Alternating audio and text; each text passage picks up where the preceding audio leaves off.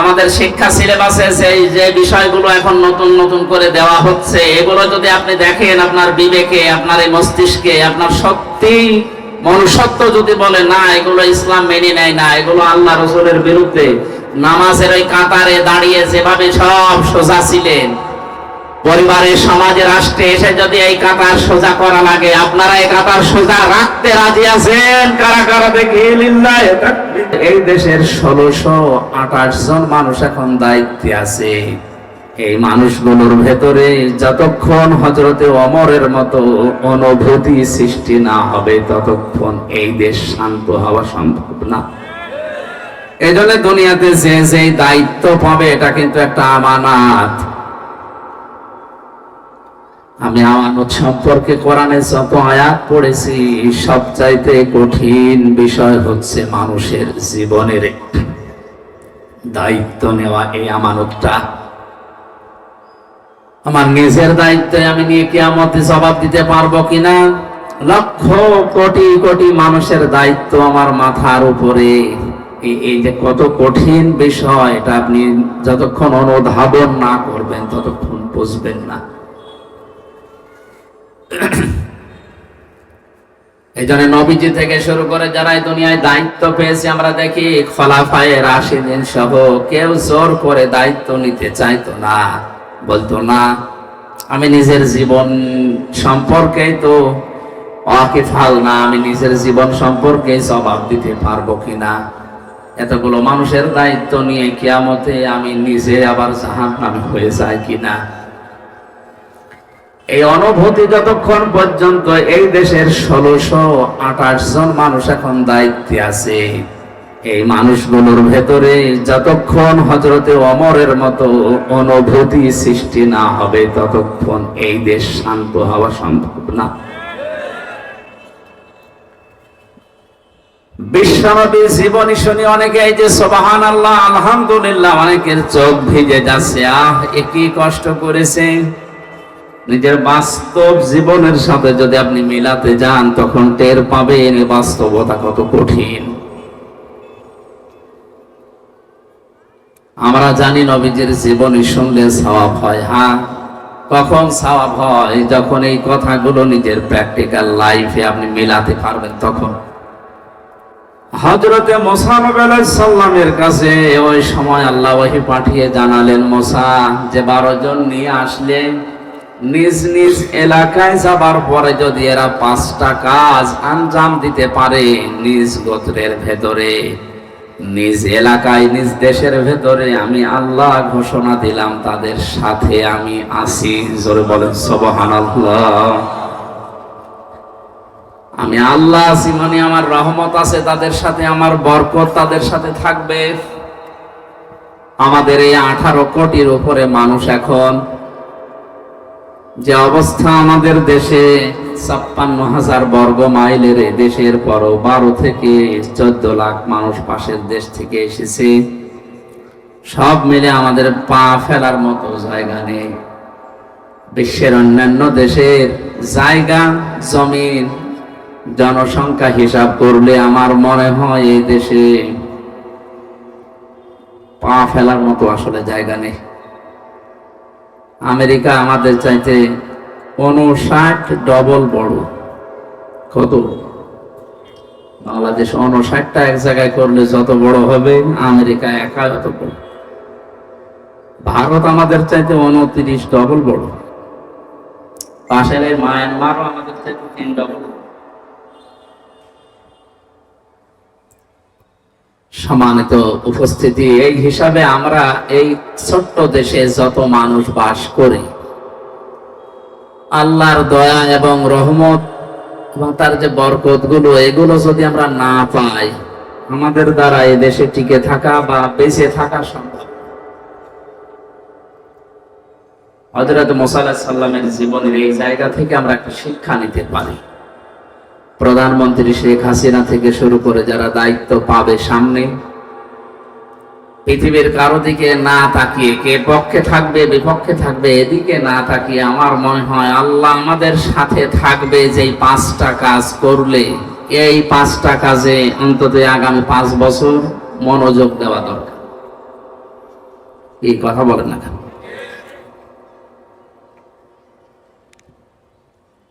দল মত নির্বিশেষে হযরত মুসা নবী আলাইহিস সালামের এই জীবনী থেকে আমাদের শিক্ষা নেওয়ার জন্য আয়াতটা আমি আজকে পড়লাম। যেহেতু কয়েকদিন পরে শপথ হবে, এরপরে মন্ত্রী পরিষদ গঠন হবে। মনে করেন 12 জন মন্ত্রী আল্লাহর কাছে গেছে যে আমরা তোমাকে দেখতে চাই, তোমার কিছু চাই। আল্লাহ তাআলা যদি বলেন বাংলাদেশের 12 জন মন্ত্রী আমার সাথে দেখা হবে না, কিন্তু আমি তোমাদের সাথে আছি, আমার রহমত আমার বরকত আমি ঢেলে দেব। সৌদি আরবে কয়েকদিন আগে স্বর্ণের খনি পেয়েছে, বাংলাদেশে এরকম কোন খনি আল্লাহ আবিষ্কার করে দিতে পারে না, তার দ্বারা সম্ভব না। সুতরাং মানে কোন বললে ফায়াকুনের পর্যায়ে আসতে আর 1 সেকেন্ডও সময় লাগে না। এই হিসাবে আমরা আল্লাহর দিকে তাকিয়ে তাকে সঙ্গে রাখার জন্য মুসা নবী আলাইহিস সালামকে যেমন 5টা কথা বলেছিলেন, আমাদের অভিভাবক যারা সামনে হচ্ছে এদেরকে আমরা এই 5টা কাজের আঞ্জাম দেওয়ার জন্য অনুরোধ জানাবো। আল্লাহ পাক বলেন মুসা এদেরকে বলো নিজ নিজ এলাকায় যে তারা যদি লাইন আকামতুমুস সালাতা ওয়া আতাইতুমুজ যাকাতা ওয়া আমানতুম বিরুসুলি, 1 নম্বরে এরা যেন নিজ এলাকায় গিয়ে নামাজ কায়েম করে। কি করে বলেন? বাংলাদেশের প্রধানমন্ত্রী যিনি হবেন, এই শপথ নেওয়ার পরেই তাদের উচিত হবে মুসলিম হিসাবে 56,000 বর্গ মাইলের দেশে আল্লাহর রহমত দয়া এবং তাকে যদি আমরা সঙ্গে রাখতে চাই, সংসদে সর্বপ্রথম বিল পাস করা লাগবে নামাজের। এ দাবিতে আপনারা আছেন না নেই? সূরা হজের 40-41 নম্বর আয়াতে আল্লাহ কোরআনে কারিমে জানিয়েছেন, কোন মুসলিম যদি রাষ্ট্র ক্ষমতা পায়, চেয়ার পাওয়ার পরে সংসদে প্রথম অধিবেশনেই তারা 4টা কাজ জারি করবে। আল্লাযীনা ইম্মাক্কান্নাহুম ফিল আরদি আকামুস সালাতা ওয়া আতাবুজ যাকাতা وَأَمَرُوا بِالْمَعْرُوفِ وَنَهَوْا عَنِ الْمُنكَرِ وَلِلَّهِ عَاقِبَةُ الْأُمُورِ।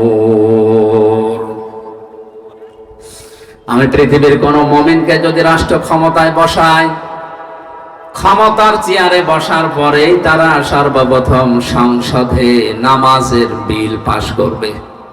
কিসে? 50 বছরের উপরে আমরা পার হয়ে গেলাম, স্বাধীন হয়েছি। আপনি ঘুরে ফিরে দেখেন 50 বছরে একবারও কোনো হিন্দু প্রধানমন্ত্রী হয়নি। হয়েছে? বলেন বলেন। নামে হলে অন্তত মুসলমান প্রধানমন্ত্রী আমরা পাই। রাষ্ট্রপতি বলেন, প্রধানমন্ত্রী বলেন, যাই আমরা 50 বছরে পেয়েছি সে মুসলিম। উচিত ছিল অন্তত এদেশে 50 বছরের সংসদে নামাজের বিলটা পাশ করা।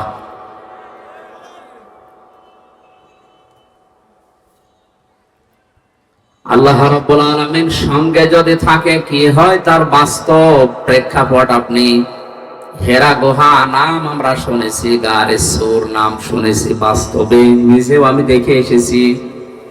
মুহাম্মাদুর রাসূলুল্লাহ যেদিন আল্লাহর নির্দেশ পাওয়ার পরে তিনি হিজরত করছিলেন, ওই সময় কোরআন এবং হাদিস যেটা দেখিয়েছে আমাদের, চারিদিকে তার শত্রুপক্ষ এসে খোলা খোলা তরবারি নিয়ে বাড়ির চারিদিকে দাঁড়িয়েছিল। আল্লাহ পাক ওহী নাযিল করলেন, মুহাম্মদ সাল্লাল্লাহু আলাইহি ওয়াসাল্লাম, চারিদিকে এরা দাঁড়িয়ে আছে খোলা তরবারি নিয়ে, আপনাকে এই মুহূর্তে বিদায় করে দেবে। সুতরাং আপনি এক কাজ করেন, আপনার বাড়ি যেটা, ঘর যেটা, ঘরের এই মেঝে, এখানে তো বালি দিয়ে তৈরি করা মেঝে, 1 মোট বালি হাতে তুলে নেন, ফুক লাগান, সামনের দিকে আপনি ছুঁড়ে মারেন। কোরআনে কারিমের সূরা ইয়াসিনের প্রথম থেকে 9 নম্বর আয়াত পর্যন্ত তিনি পড়েছিলেন, وَجَعَلْنَا مِنْ بَيْنِ أَيْدِيهِمْ سَدًّا وَمِنْ خَلْفِهِمْ سَدًّا فَأَغْشَيْنَاهُمْ فَهُمْ لَا يُبْصِرُونَ। তেলাওয়াত করার পরে ফোঁক লাগালেন, সামনের দিকে ফিকে মারলেন, ছুড়ে মারার সঙ্গে সঙ্গে পাড়ের চারিদিকে যত কাফের সবার চোখে বালি পৌঁছিয়ে দিয়েছে আল্লাহর কুদরত, আল্লাহর দয়া, আল্লাহর রহমত। জোরে বলেন আল্লাহু আকবার। নবীজিকে পরবর্তীতে আল্লাহ জানিয়েছিলেন, হে নবী, সামনের দিকে বালি আপনি ছুড়ে মারার পরে এটা তো সামনে যে কাফের ছিল তার চোখে যাবার কথা, চারিদিকে কাফেরদের চোখে পৌঁছিয়ে দিয়েছে কে বলেন? ওমা রমাইতা ইয রমাইতা ওয়ালাকিন্নাল্লাহা রমা। আপনি তো সামনের দিকে বালি ছুড়ে মেরেছিলেন, চারিদিকে কাফেরদের চোখে পৌঁছিয়ে দেওয়ার দায়িত্ব পালন করেছি আমি, আল্লাহর ক্ষমতা। জোরে বলেন আল্লাহু আকবার। হযরতে আলীকে ডাক দিয়ে বললেন, আলী, চারিদিকে এই মানুষগুলোই তাদের মাকে, তাদের বাবাকে, তাদের নেতাকে বিশ্বাস করে না, এই জন্য আমার কাছে তাদের টাকা পয়সা, সোনা গহনা আমানত হিসাবে টোপলা টোপলা করে রেখে গেছে। এগুলো নিয়ে যদি আমি এখন পালিয়ে যাই, এগুলো নিয়ে যদি আমি মদিনায় হিজরত করি, তাহলে পরবর্তীতে আমার আল আমিন নামের কলঙ্ক হবে। কোন নামে? আমি শুধু কথা বলার জন্য বলছি না, প্রতিটি কথা থেকে আমি শিক্ষা বের করার চেষ্টায় আছি। টেকনাফের মুসলমানেরা, এটা যেহেতু রেকর্ড হচ্ছে, কালকে সকালে সারা দুনিয়ার বাংলা ভাষাভাষী মুসলমানদের কাছে এটা পৌঁছিয়ে যাবে। সবাইকে উদ্দেশ্য করে বলছি, আপনি তাকান, জীবন মরণ নিয়ে যেখানে টানাটানি, যারা চারিদিকে দাঁড়িয়ে আছে এরা কেউ আপনজন না, সব তার জানের শত্রু। এই অবস্থায় তাদের মালামাল, তাদের সম্পদ আরো নিয়ে চলে যেতে পারলে আনন্দ লাগে, অথচ নবীজি নিজের আল আমিন নামের, আস-সাদিক নামের কলঙ্ক হয়ে যাবে। এ কারণে নিজের চাচাতো ভাই হযরতে আলীকে ডাক দিয়ে বললেন, আলী, এই জায়গাটা যদিও নিরাপদ না, তারপরও তুমি আমার বিছানার উপরে আমার চাদর মোড়া দিয়ে এখানে শুয়ে থাকো। আমানতের দায়িত্ব কত কঠিন আপনি চিন্তা করেন। এই জন্য দুনিয়াতে যে যে দায়িত্ব পাবে এটা কিন্তু একটা আমানত। আমি আমানত সম্পর্কে কোরআনে যত আয়াত পড়েছি, সবচাইতে কঠিন বিষয় হচ্ছে মানুষের জীবনের দায়িত্ব নেওয়া। এই আমানতটা আমার নিজের দায়িত্বে আমি নিয়ে কিয়ামতে জবাব দিতে পারবো কিনা, লক্ষ কোটি কোটি মানুষের দায়িত্ব আমার মাথার উপরে। এই যে কত কঠিন বিষয়, এটা আপনি যতক্ষণ অনুধাবন না করবেন ততক্ষণ বুঝবেন না।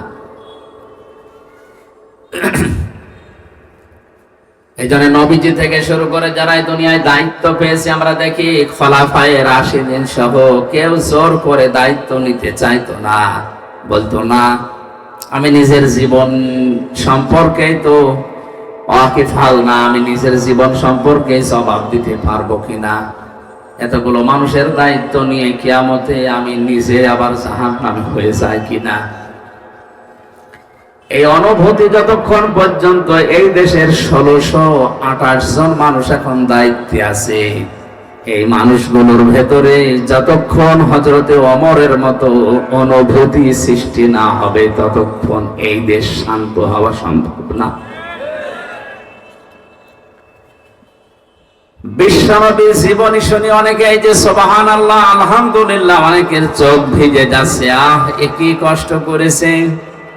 নিজের বাস্তব জীবনের সাথে যদি আপনি মিলাতে যান, তখন টের পাবেন বাস্তবতা কত কঠিন।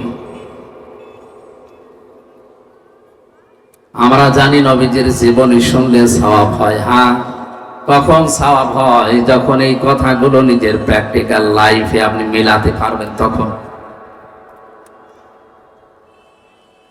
হযরতে আলীকে বললেন, আমার এই চাদরটা মোড়া দিয়ে এখানে ঘুমিয়ে থাকো। ওই যে টোপলা টোপলা গুলো দেখতে পাও, এগুলো কারো স্বর্ণ, কারো রূপা, কারো টাকা পয়সা আমার কাছে রাখা। ওরা নিজেদের মানুষদেরকে বিশ্বাস না করে আমার কাছে আমানত রেখেছে। এগুলো আমি হিজরত করে যখন চলে যাব, ওরা সকাল বেলায় এসে আমারে পাবে না। আমাকে না পেয়ে আমার বিছানায় যখন তোমাকে পাবে, সঙ্গে সঙ্গে তুমি এই নাম লেখা লেখা দেখে তাদের হাতে তাদের এই আমানত গুলো পৌঁছিয়ে দিয়ে। হুজুর বলেন আল্লাহু আকবার। হযরতে আলী বলেন, সকাল বেলায় ওরা এসে দেখে চাদর মোড়া দিয়ে আমি ঘুমিয়ে আছি। বারবার আমাকে ডাক দেয়, মোহাম্মদ ওঠো। ওরা তো জানে না চাদরের নিচে কি আছে। একবার, দুইবার, তিনবার ডাক দেওয়ার পরও যখন আমি উঠি না, জোর করে ওরা চাদর টানাটানি করছিল। সিরাত ইবনে হিশাম লিখেছে, যত টানাটানি করে হযরতে আলী চাদরটা তত শক্ত করে ধরে রাখে। তার মনের ভেতরে এই চিন্তা ছিল, এরা চাদর টানাটানি করতে করতে যত সময় ক্ষেপণ হবে, বিশ্ব নবী 2 পা হলেও মদিনার দিকে এগিয়ে যাবে।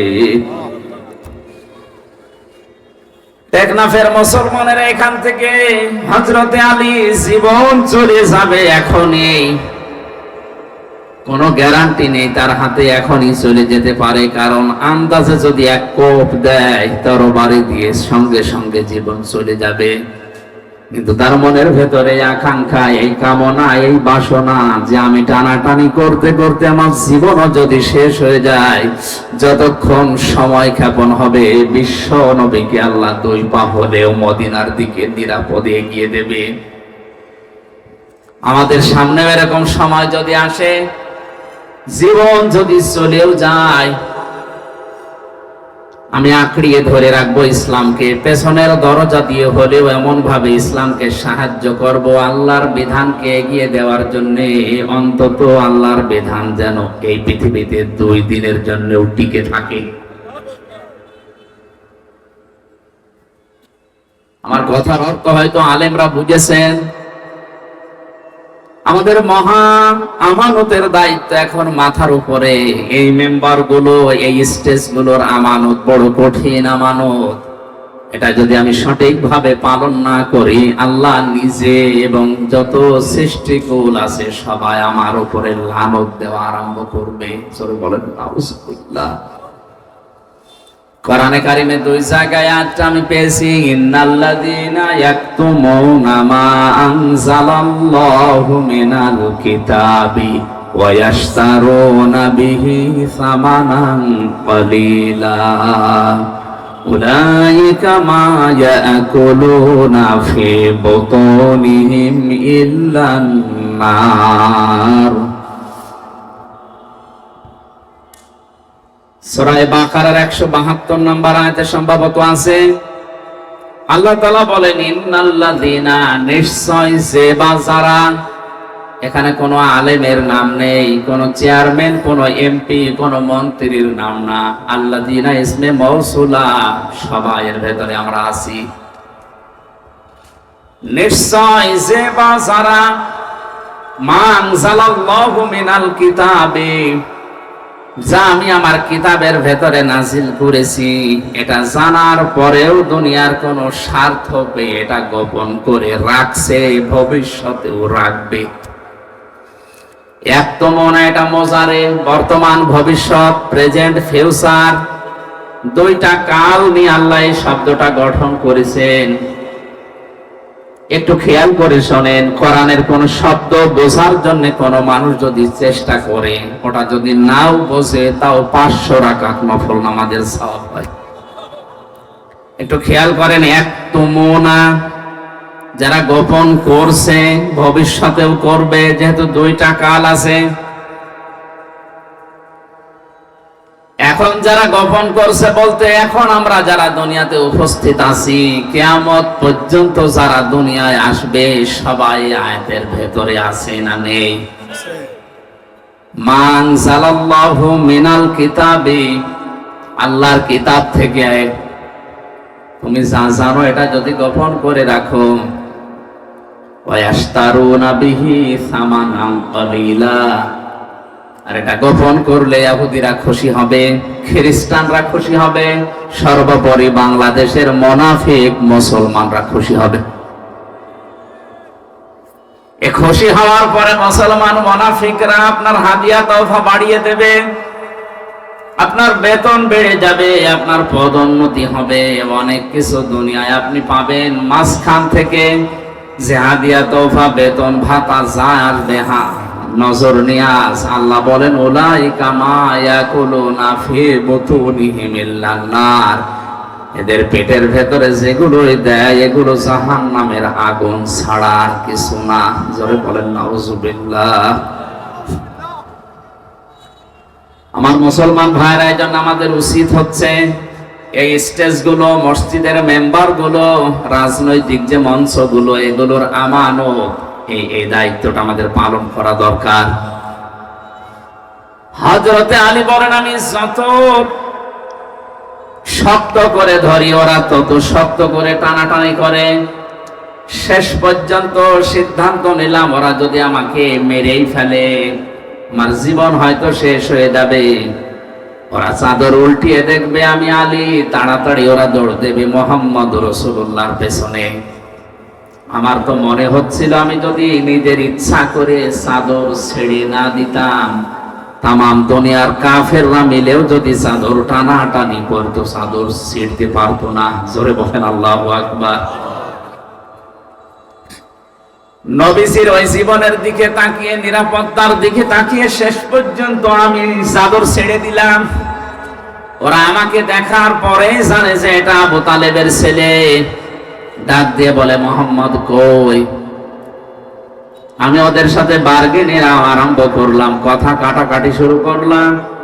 মোহাম্মদ কোথায় আছে? ঠিক আছে। এদিকে ওদিকে বলতে বলতে শেষ পর্যন্ত বললাম এই আমানত গুলো আছে, এগুলো একটা একটা করে বুঝে নাও। যতক্ষণ ওদেরকে বুঝিয়ে দিচ্ছিলাম, বিশ্ব নবী মদিনার দিকে ওই কয় পা এগিয়ে যাচ্ছিলেন। কিছু দূর যাবার পরে বিশ্ব নবী হযরতে আবু বকরের কথা মনে হলো। বাড়িতে এসে ডাক দিলেন, আবু বকর। সিদ্দিকে আকবর রাদিয়াল্লাহু তাআলা আনহু বলেন, লাব্বাইক ওয়া সাদাইক ইয়া রাসূলুল্লাহ, আমি হাজির হয়ে গেছি, আমার কাঁধের উপরে ছোট টোপলাও আছে।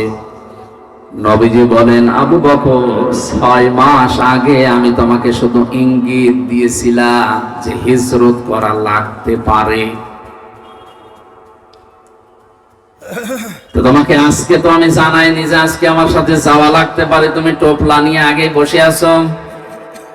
হযরতে আবু বকর বলে, হে রাসূল, 6 মাস আগে আপনি যখন ইঙ্গিত দিয়েছিলেন, ওই দিন থেকে শুরু করে আজকের এই দিন পর্যন্ত রাতের বেলা আমি কোনোদিন আর আরাম করে ঘুমাইনি। আমি সব সময় প্রস্তুতি নিয়ে আছি, কখন না জানে আপনি ডাক দেন। ওনাদের নামের শেষে সিদ্দিকে আকবর এমনি যোগ হয়নি। আমাদের নাম তো হামজা থেকে আমির হামজা, কেউ বলতে চায় না। ওনাদের নাম উচ্চারণ করলে সঙ্গে সঙ্গে সিদ্দিক বলার পরে রাদিয়াল্লাহু আনহু বলা লাগে। এটা শুধু 1 বছর 2 বছর 5 বছর না, কিয়ামত পর্যন্ত যত মুসলমান দুনিয়ায় আসবে তাদের নাম শুনলেই বলা লাগবে রাদিয়াল্লাহু তাআলা আনহু। আমাদের মতো 60 বছর 63 বছরের জীবন তাদের ছিল। এই ছোট্ট জীবনে কি এমন কাজ দুনিয়াতে করলেন, উপহার দিলেন যে আল্লাহ তাদেরকে চিরন্তন করে দিয়েছেন। যারা আমাদের উচিত আমাদের ছোট্ট জীবনে এমন এমন কিছু কাজের আঞ্জাম দেওয়া, মারা যাওয়ার পরে কোটি কোটি বছর যেন আল্লাহর বান্দাদের দোয়ায় আমরা শামিল থাকতে পারি। নবীজি আবু বকরকে নিয়ে চলে যাচ্ছিলেন, বিশ্ব নবীকে নিয়ে হযরতে আবু বকর মদিনার পথে উল্টা দিকে যাওয়ার সময় যতগুলো ঘটনা ঘটেছে আমি ইতিহাস বলার জন্য বলছি না, আমি শুধু এখানে একটা ইঙ্গিত দেওয়ার জন্য এসেছি। গাড়ে সরে যখন নবীজিকে নিয়ে হযরতে আবু বকর লুকিয়ে পড়লেন, কাফেরেরা ওই সময় যে খুঁজতে খুঁজতে একেবারে গুহার ওই মুখ পর্যন্ত পৌঁছে গিয়েছিল। ইতিহাস যারা লিখেছে, আমি নিজে ওই গুহা পর্যন্ত উঠেছিলাম, ওই জায়গাতে 2 রাকাত নামাজও পড়ে দেখেছি। বসলে আমার মনে হয় যদি একটু কেউ বাম থেকে বসে এতে ভেতরে কি আছে দেখা যায়। হযরতে আবু বকর কিন্তু ঘাবড়িয়েও গিয়েছিলেন। আল্লাহর নবী মুহাম্মদুর রাসূলুল্লাহ একটুও বিচলিত হননি, ভেঙে পড়েননি। ওই কঠিন অবস্থায় তিনি বলেছিলেন, আবু বকর ভয় পেও না, মহান আল্লাহ রব্বুল ইজ্জাত আমাদের সাথে আছেন। ইন্নাল্লাহা মা'ানা, এই যে মা'ানা টান দেওয়া আছে এক আলিফ, আমরা শুধু 2 জন না, আমাদের সাথে আরেকজন আছে, তিনি আমাদের মালিক আল্লাহ। বলেন সুবহানাল্লাহ। এজন্য দুনিয়ার পরিবেশ যত কঠিন হোক, যত ভয়ঙ্কর হোক, আমি যে 2 লাইনের গজলটা বলেছিলাম ইসলামের সঙ্গীত, ওর ভেতরে আমার আজকের এই আলোচনার সারমর্ম আছে। রেখো না মনেতে ভয় বান্দা খোদার, দূর হয়ে যাবে বাধা সব, তোমার আমার এক মালিক আছেন, আছেন আমাদের রব, আছেন আমাদের রব। জোরে বলেন ঠিক কিনা? বিশ্বনবী কঠিন অবস্থায় তিনি ঘাবড়িয়ে যাননি। আল্লাহ রাব্বুল আলামিন বলেন, আমি সঙ্গে সঙ্গে আমার সাকিনা, তার মানে আমার ফেরেশতা নাজিল করে তাকে সাহায্য করেছিলাম।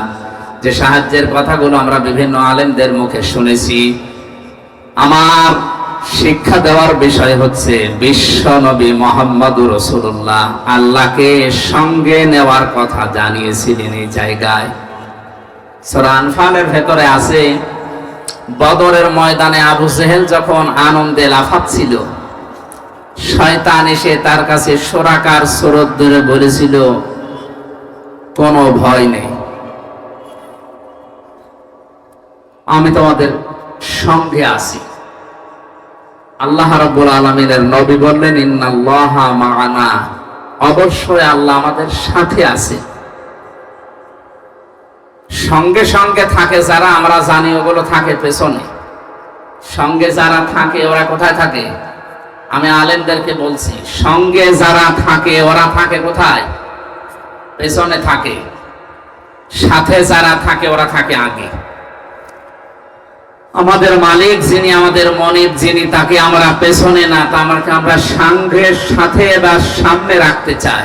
নবীজি যেটা করেছিলেন, এই জন্য আল্লাহ খুশি হয়ে তাদেরকে সাকিনা, ফেরেশতা, রহমত নাজিল করে সাহায্য করেছিলেন। আজ যদি আমরা শয়তানদেরকে সঙ্গে না রেখে আল্লাহকে সাথে রাখতে পারি, নবীজিকে আল্লাহ যদি গারে সরে সাহায্য করতে পারেন, সে সাহায্যে এখন বন্ধ হয়ে যায়নি, কিয়ামত পর্যন্ত আল্লাহর ওই সাহায্যের দরজা খোলা থাকবে ইনশাআল্লাহ। আমাদের ইমানের পাওয়ার দেখে আল্লাহ হয়তো সামনে পরবর্তীতে দেবে। আমার এই আলোচনার মূল শিক্ষা ছিল কিন্তু এইটা, আল্লাহকে সঙ্গে রাখার জন্য, নামাজ কায়েম করার জন্য এই মানুষগুলোকে আল্লাহ আদেশ দিলেন যে আমাকে দেখার দরকার নেই, যদি সঙ্গে রাখতে চাও আমি তোমাদের সাথে থাকবো, আমার রহমত থাকবে, এলাকায় গিয়ে নামাজ কায়েম করো। 300 জন এমপি আমাদের এই দেশে এখন নির্বাচিত হয়ে গেছে অলরেডি। সামনে সংসদ যে বসবে, আমার মনে হয় সর্বপ্রথম নামাজের বিল আনা তাদের ইমানি দায়িত্ব। দাবির সাথে আপনারা যদি একমত থাকেন, আল্লাহকে দেখান, লিল্লাহি তাকবীর, আলহামদুলিল্লাহ।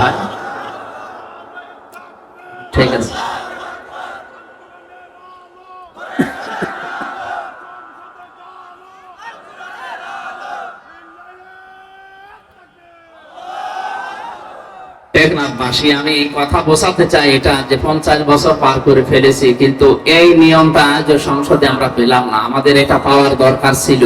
তাহলে নামাজের অন্তত ওয়াজ করা লাগতো না। কথা বলেন ঠিক কিনা?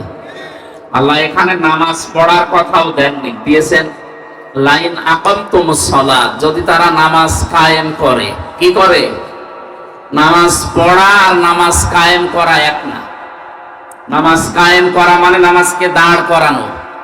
পৃথিবীতে মানুষের যত জরুরি কাজ আছে, সবচাইতে জরুরি কাজ মানুষের জন্য যদি 4টা হয়, তার অন্যতম হচ্ছে মুসলমানদের সবচাইতে জরুরি কাজ হচ্ছে 5 ওয়াক্ত ফরজ নামাজ আদায় করা।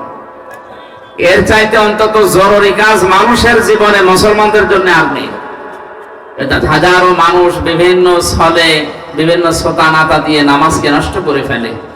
কিয়ামতের সর্বপ্রথম আল্লাহ যে হিসাবটা মানুষের কাছে নেবে, তোর সন্তান কয়জন ছিল তা না, টাকা পয়সা কত কামিয়েছো তা না, নামাজ কতটুকু পড়েছো সঠিকভাবে, এটা আগে আমার কাছে বলো, এরপরে পরবর্তী হিসাব তোমার নেওয়া হবে।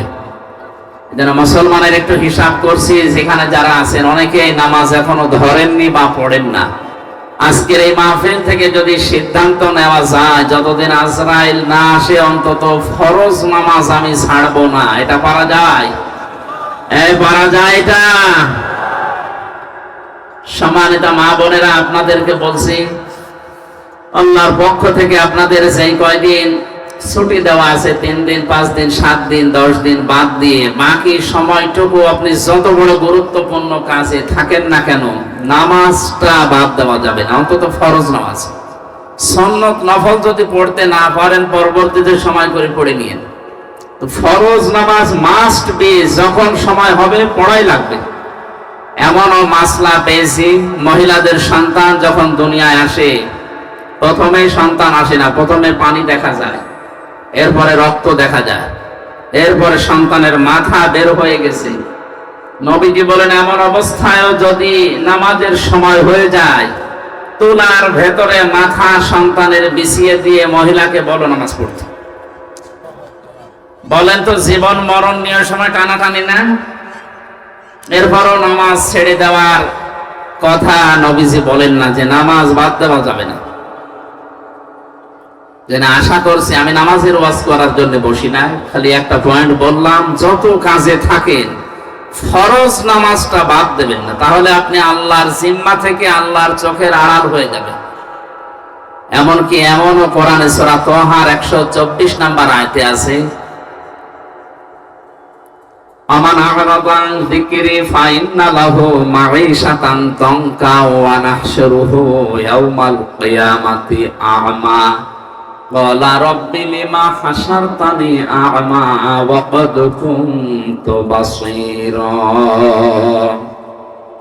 কোন মানুষ যদি আল্লাহর নামাজ থেকে, আল্লাহর জিকির থেকে, আল্লাহর আইন থেকে মুখ ফিরিয়ে নেয়, মহান আল্লাহ তার জীবনকে দঙ্কা সংকীর্ণ করে দেয়।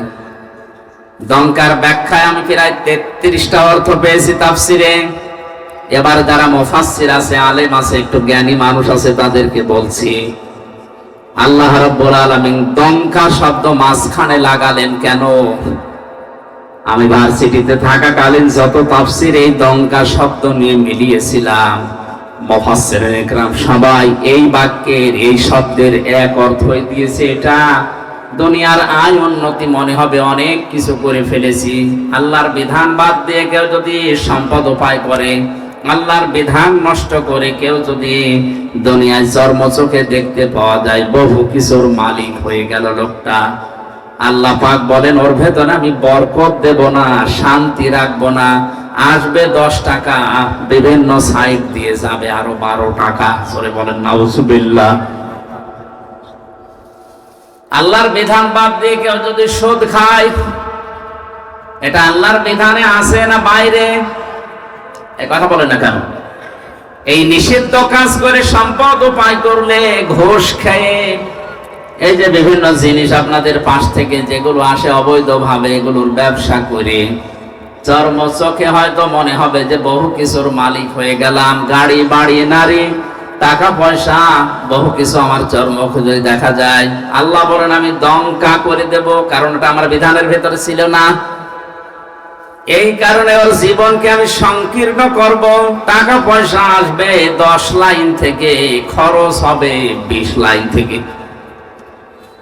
40,000 টাকা হয়তো ঘুষ খেয়ে আবার ব্যবসা করে, নাকি এটা বলা ঠিক হচ্ছে না? এলাকায় আছে এগুলো।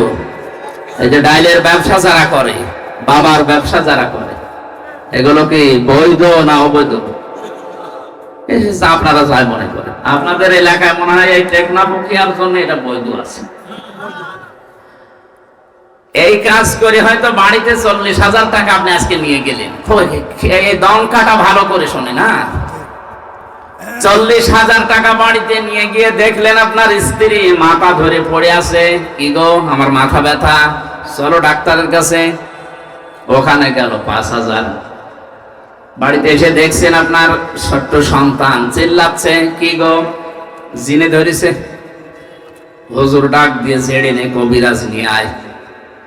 ছেলের দিকে তাকিয়ে, কি তোমার, কি আমার পেটে ব্যথা। এক একটা সমস্যা, এক একটা সমস্যা, এক একটা সমস্যা আসতে আসে। নিয়ে এসেছিলেন 40,000 টাকা, চলে যাচ্ছে 42,000। এটাতে থাকবে না। আল্লাহর বিধানটা বাদ দিয়ে কেউ যদি উপায় অন্তর করে, আল্লাহ দমকা করবে তো দমকা করবে। এটা আরো কঠিন। এই দুনিয়ায় শেষ না, যখন আরেকটা জগৎ সামনে আসবে 12টার পরে, ওই জগতে উঠবেন, যখন চোখ থাকবে না, অন্ধ হয়ে উঠবেন। জোরে বলেন নাউজুবিল্লাহ। লোকটা বলবে, রব্বুল আলামিন আমার তো চোখ ছিল, আজকে আমার চোখ অন্ধ কেন? তুমি চোখটা ভালো করে দাও, আমি আদম নবীকে দেখবো। উনি 60 হাত লম্বা ছিলেন, 40 হাত মোটা ছিলেন, একটু দেখবো কেমন আদম নবী। আল্লাহ রাব্বুল আলামিন ধমক দিয়ে বলবেন, ক্বালা কাযালিকা তাতকা আয়াতুনা ফানাসিতাহা ওয়া কাযালিকাল ইয়াউমা তুনসা। আজকের এই দিনে আমি তোকে ভুলে গেলাম, যেভাবে তুই আমার বিধান, আমার নামাজ, আমার জিকির, আমার আইন ভুলেছিলি। শুধু ভুলেই গেলাম না, তুই যে আমার বান্দা ছিলি হামজা নামে একজন, তুই যে আমার বান্দি ছিলি রহিমা নামে একজন, কোনদিন তোদের এই নাম আমি আল্লাহর এই জবানে আর উচ্চারণ করব না।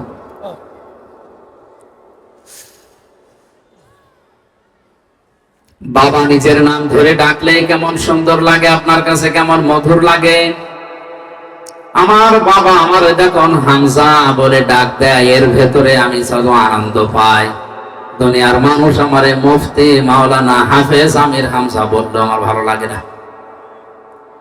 বাবার মুখ থেকে শুধু হামজা শুনতে যদি এত ভালো লাগে, এত পছন্দনীয় হয়, এত মধুর লাগে, মায়ের কাছ থেকে যিনি আমাকে বানিয়েছেন, কিয়ামতের ওই কঠিন ময়দানে তিনি আমার নাম ধরে আর কোনোদিন ডাকবেন না। আমার মনে হয় এর মতো হতভাগা, দুর্ভাগা দুনিয়াতে আর নেই। এজন্য আল্লাহর বিধান নষ্ট করছেন যারা, থেমে যান। আপনার এই ছোট্ট জীবনে হয়তো ধোকায় পড়ে আছেন। অফিসে যারা চাকরি করে, 1 দিন 2 দিন 3 দিন না গেলে তো চাকরি চলে যায়। এমনকি 3 দিনের পরে বস যদি ভালো হয়, বলে দেখো এভাবে যদি চলে আমার এই প্রতিষ্ঠান চলবে না, টাইট করার জন্য, সতর্ক করার জন্য 1 দিনের বেতন পর্যন্ত কেটে নেয়। কথা বলে না কেন? একটু নিজের দিকে তাকিয়ে বলেন, এই 30 বছর, 40, 50, 60 বছর বয়স আপনার, 5 বার করে আল্লাহ তার পায়ে সেজদা দেওয়ার জন্য ডাক দিয়েছিলেন, একবারও কোনোদিন দেননি। অথচ তিনি কোনোদিন আমার খাবার বন্ধ করে দেননি।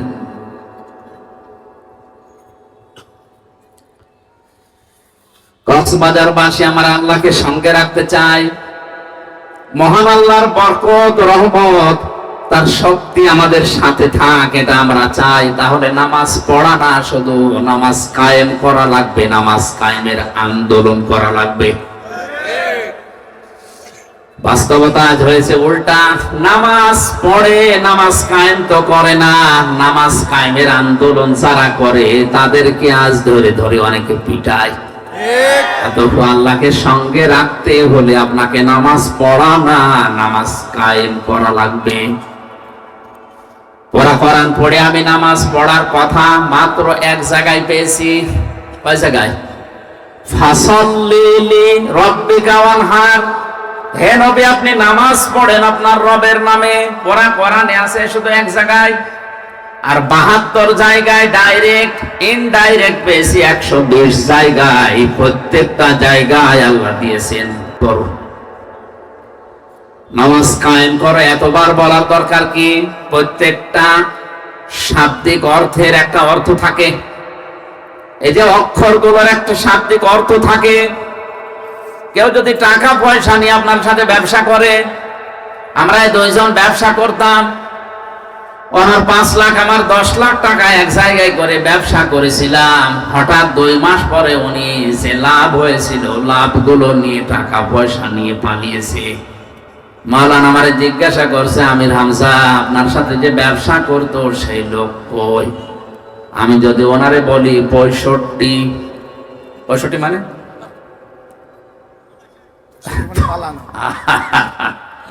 65 মানে উনি টাকা পয়সা নিয়ে পালিয়েছে। এই পালিয়েছে এটার এক কথায় অর্থ কি? 65। এখন বলেন না কেন? মারামারি করছে দুইজন, একজন আরেকজনকে এমন ভাবে চড় দিয়েছে, ঘষি দিয়েছে, কিল দিয়েছে। ডাক দিয়ে বলছে, ভাই কেমন দিলেন? বলছে 100 মানে এর উপরে আর মায়ের নেই, পরিপূর্ণ করে একেবারে দিয়েছে। প্রতিটি সংখ্যার অর্থ আছে। আল্লাহ 72 এমনি বলেন নাই, এর উপরে আর বলার দরকার নেই, এই জন্য 72 বলেছে। আব্দুল্লাহ ইবনে উবাইয়ের জন্য নবীজি দোয়া করার জন্য যখন হাত তুলেছিলেন, হযরতে জিবরাইলকে আল্লাহ বললেন, হে নবী হাত নামান। এর জন্য দোয়া করা তো দূরের কথা, এর কবরের পাশেও আপনি দাঁড়াতে পারবেন না। ইন তাস্তাগফির লাহুম 70 মাররাতান ফালা ইয়াগফিরাল্লাহু লাহুম। এর জন্য যদি আপনি 70 বার ক্ষমা চান, তারপরও একে আমি আল্লাহ ক্ষমা করব না। নবীজি বলেন, আল্লাহ আমি যদি 71 বার ক্ষমা চাই তাহলে তোমার ওই কথা আর থাকে না। আল্লাহ বলেন, লান আছে, মজারের আগে লান আসলে অর্থ হয় কখনোই হবে না। আমি 70 বার তো একটা সংখ্যা বোঝানোর জন্য বলেছি। 70 মাররাতান, পরের শব্দে দেখো ফালাই ইয়াগফিরাল্লাহু লাহুম। কক্সবাজার বাসী আপনাকে একটা ইঙ্গিত দেই, ইয়াগফির শব্দটা দেওয়ার পর আল্লাহ হুম বহু বচন দিয়েছেন। কেননা আব্দুল্লাহ ইবনে উবাইয়ের নাম আল্লাহ কি জানে না? এই কথা বলেন না কেন? তার নাম আল্লাহ জানতেন, নামটা এখানে বসিয়ে দিলেন না কেন? হুম বহু বচন জমির দিয়ে আল্লাহ জানিয়েছেন কিয়ামত পর্যন্ত আব্দুল্লাহ ইবনে উবাইয়ের চরিত্র অনেকের ভেতরে থাকবে। তারা নামাজ পড়বে কিন্তু নামাজ কায়েম করবে না, নামাজ কায়েমের আন্দোলনও করবে না। হে নবী, এই মানুষগুলো যদি মারা যায়, এদের জন্য 70 বার দোয়া করলেও আমি আল্লাহ তাদের মাফ করব না। জোরে বলেন নাউজুবিল্লাহ। এই জন্য আজ যারা বাংলাদেশে নামাজ শুধু পড়ছেন, নামাজকে পরিবারের, সমাজে, রাষ্ট্রে দাঁড় করানো দরকার, এটা কায়েম করা দরকার। রাষ্ট্রীয়ভাবে এ দায়িত্ব পালন করার জন্য যারা আছে তাদেরকে এগিয়ে দেওয়া দরকার। এই ভূমিকা যাদের নেই তাদের জন্যও কিন্তু 70 বার দোয়া করলেও কাজ হবে না। সতর্ক করার দায়িত্ব ছিল ডাইরেক্ট ইনডাইরেক্ট বিভিন্ন কায়দায় আমার করলাম। এখন যদি আপনি সেই গন্ডারের মতো হন, আমার দাদা মারা গেছে জেলখানায় থাকার সময়, তিনি জীবিত থাকতে বলতেন, একজন শ্বশুর বাড়ি যাওয়ার সময় দেখছে একটা গন্ডার হাঁস দাঁড়িয়ে আছে রাস্তার পাশে। গন্ডারকে কাঁতো কুতো দিয়েছে, হাসে না। 3 দিন শ্বশুর বাড়ি থাকার পরে ফিরে আসার সময় দেখে গন্ডার হাসতেছে। কি গো, 3 দিন আগে কাঁতো কুতো দিলাম তখন হাসলে না, এখন হাসতেছ? গন্ডার বলে, বন্ধু এই 3 দিন সময় লেগেছে চামড়া ভেদ করে কাঁতো কুতো লাগতে। গন্ডারের কাতুকুতু লাগতে সময় লাগে কয়দিন, আর আমাদের 50 বছরও হয়নি। এই 50 বছর অনেক কোরআনের পাখি ওয়াজ করেছে যে নামাজ কায়েম করা লাগবে। কথা বলে না কেন? আব্দুল্লাহ ইবনে উবাই নামাজ পড়তো, তাও আমার মতো হামজার পেছনে না, নবীজির পেছনে। এই টেকনাফ বাহারছড়া মসজিদে না, ও নামাজ পড়ে কাবা শরীফে মসজিদে নববীতে। নামাজ শুধু পড়েছে, নামাজে কায়েম করা লাগবে আল্লাহকে সঙ্গে রাখার জন্য, দায়িত্ব তার জীবনে ছিল না। এই জন্য ৭০ বার দোয়া করেও আল্লাহ তাকে মাফ করেনি, এমনকি তার কবরের পাশে দাঁড়ানো নিষেধ। এই জন্য আল্লাহ ইয়াগফিরাল্লাহু লাহুম দিয়েছেন। এর মতো চরিত্রের দুনিয়ায় যারা আছে কিয়ামত পর্যন্ত আসবে, এদের জন্য যদি কাবা শরীফের ইমামও দোয়া করে মাফ চায়, আল্লাহ তাদের মাফ করছে না, করবে না, করছে না, করবে না। এই শব্দ কোথায় আছে? এই যে একফের মজারে, এর আগে লান, আরবি গ্রামার অনুযায়ী মজারের আগে লান আসলে অর্থ হয় কখনো, কোশ্চিন কালেও হবে না। এই জন্য আমি সতর্ক করলাম এই আয়াত দিয়ে, হোম এই শব্দটা দিয়ে। আল্লাহ আমাদেরকে যেন বোঝার এবং বাস্তবে আমল করার তৌফিক দেন। সরে বলেন আমিন।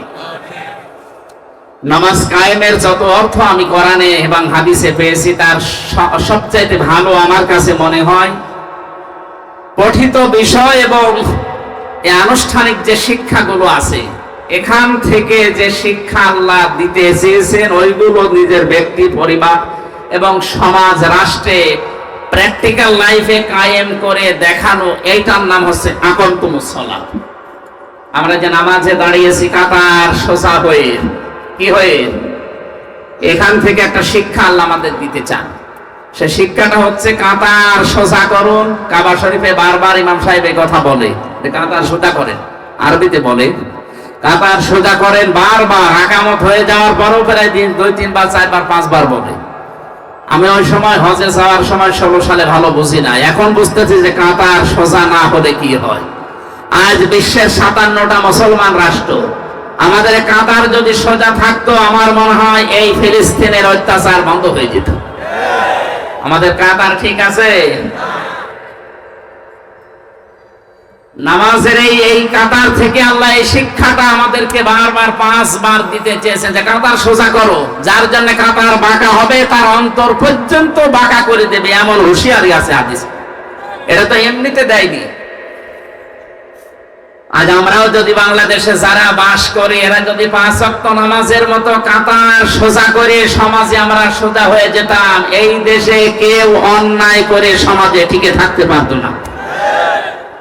এই জন্য আমাদের উচিত হবে কাতার সোজা করো। এ কথা যখন ইমাম বলে, এখানে আওয়ামী লীগ, বিএনপি, জাতীয় পার্টি, জামাত, চরমনা যখন সব এক হয়ে যায়, এই কাতার শেষ করে যখন সমাজে যাবেন, রাষ্ট্রে যাবেন, পরিবারে যাবেন, ওখানেও যেন আমাদের কাতার এক থাকে। এক কথা বলেন। ওই জায়গায় যাবার পরে যদি আল্লাহ বিরোধী, শরীয়ত বিরোধী, ইসলাম বিরোধী কোনো কাজ দেখা যায়, এ কাতার ওই জায়গায় সোজা থাকার দরকার আছে না? আমাদের শিক্ষা সিলেবাসে যে বিষয়গুলো এখন নতুন নতুন করে দেওয়া হচ্ছে, এগুলো যদি আপনি দেখেন, আপনার বিবেকে, আপনার এই মস্তিষ্কে, আপনার সত্যি মনুষ্যত্ব যদি বলে না এগুলো ইসলাম মেনে নেয় না, এগুলো আল্লাহ রাসূলের বিরুদ্ধে, নামাজের ওই কাতারে দাঁড়িয়ে যেভাবে সব সোজা ছিলেন, পরিবারের, সমাজে, রাষ্ট্রে এসে যদি এই কাতার সোজা করা লাগে, আপনারা এই কাতার সোজা করে সোজা রাখতে রাজি আছেন? কারা কারা দেখি? লিল্লাহি তাকবীর, লিল্লাহি তাকবীর, নারে তাকবীর, নারে তাকবীর। আল কোরআনের আলো সংসদে জ্বালো, আল কোরআনের আলো, আল হাদিসের আলো সংসদে জ্বালো। লিল্লাহি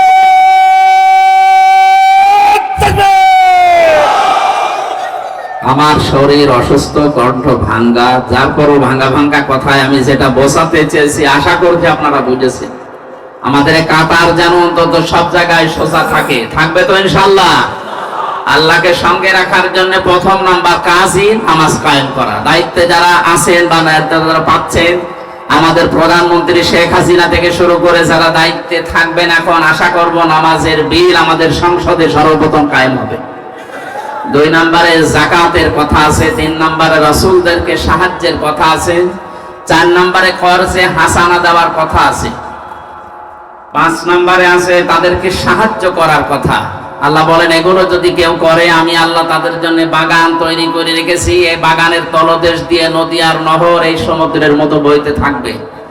শুধু বলবে না ফামান কাফারা বাদা যালিকা মিনকুম, এরপরে যদি কেউ মুখ ফিরিয়ে চলে যায় ফাকাদ দাল্লা সাওয়াস সাবিল, তাকে আমি আল্লাহ গোমরাহির এমন অতল গহ্বরে লিপ্ত করে দেব, নামিয়ে দেব, নিমজ্জিত করব, যেখান থেকে ফিরে আসা আর সম্ভব না।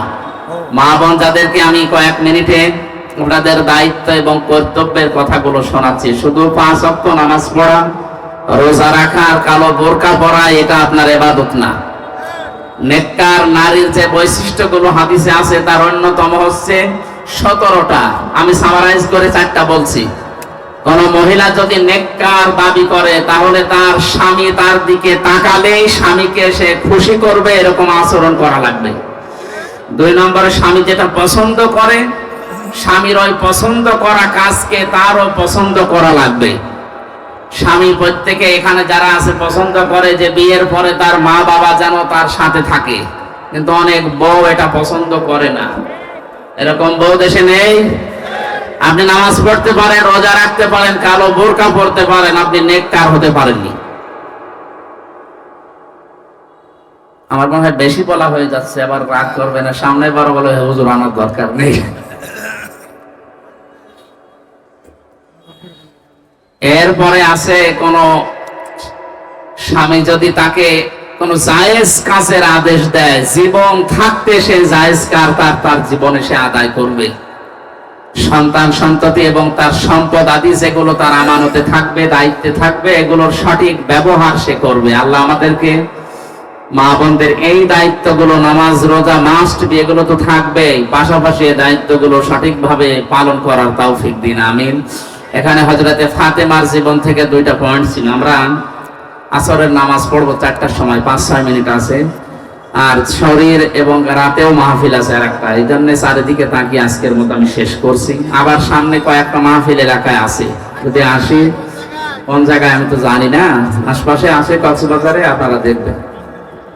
আমি একটু মোনাজাত করে দিই, এরপরে আসরের নামাজ এখানেই পড়ে নিন, কারণ 10 মিনিট হয়ে গেছে আজান হওয়া, আর 5 মিনিট আছে নামাজের, এখানে নামাজ পড়ে তারপরে যাবেন। আল্লাহুম্মা আমিন। আমাদের একটু সালাম দেন, আমাদের চেয়ারম্যান সাহেব সালাম দেবেন, এরপরে প্রধান অতিথি আছে, আমরা দোয়া করে তারপরে দেব। এখানে সালাম দেন। বিসমিল্লাহির রহমানির রহিম। আজকের এই তাফসীরে কুরআন মাহফিলে যারা উপস্থিত হয়েছেন, আমি সবাইকে আমার পরিষদের পক্ষ থেকে ধন্যবাদ জানাচ্ছি, এবং হুজুর যে তাফসীর আমাদের সামনে করেছেন, আশা করি সবাই সবার সেটা আমল করবেন। এবং আজকের এই মাহফিল বন্ধ করার জন্য অনেকে চেষ্টা করেছেন, আমি বলবো আল্লাহ যেন তাদেরকে হেদায়েত দান করেন, যদি হেদায়েত না হয় তাদেরকে যেন কুদরতের গজব দিয়ে তাদেরকে শেষ করেন।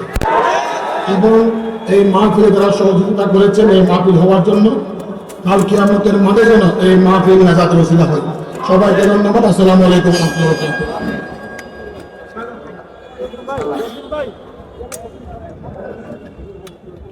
সবাইকে ধন্যবাদ। আসসালামু আলাইকুম।